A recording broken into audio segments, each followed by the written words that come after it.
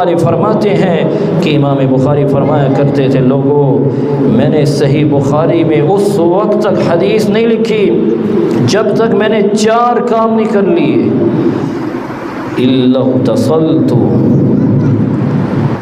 فرماتے ہیں الا اغتسلت وصلیت فیہ رکعتین واستخرت اللہ سبحانہ وتعالی حتی تیقنت صحتہ، میں کوئی بھی حدیث لکھتا تو سب سے پہلے غسل کرتا، غسل کرنے کے بعد 2 رکعتیں پڑھتا، 2 رکعتیں پڑھنے کے بعد استخارہ کرتا، پھر اللہ تعالیٰ مجھے یہ حدیث کے صحیح ہونے پر یقین دلواتے۔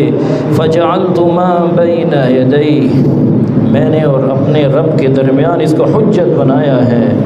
تعجب کی بات ہے 7297 حدیثیں مکرر اور مرفوع صحیح بخاری میں ہیں، کتنی رکعتیں پڑھی ہوں گی، کتنے استخارے کیے۔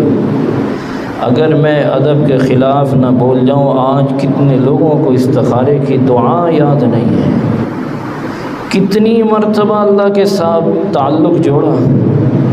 7297 حدیثیں، 160 کتابیں مکرر اور بغیر تکرار کے 97 کتابیں، 3450 ابواب اور 1080 مشائخ کرام میں سے صرف 299 اساتذہ سے صحیح بخاری میں روایات نقل کی ہیں۔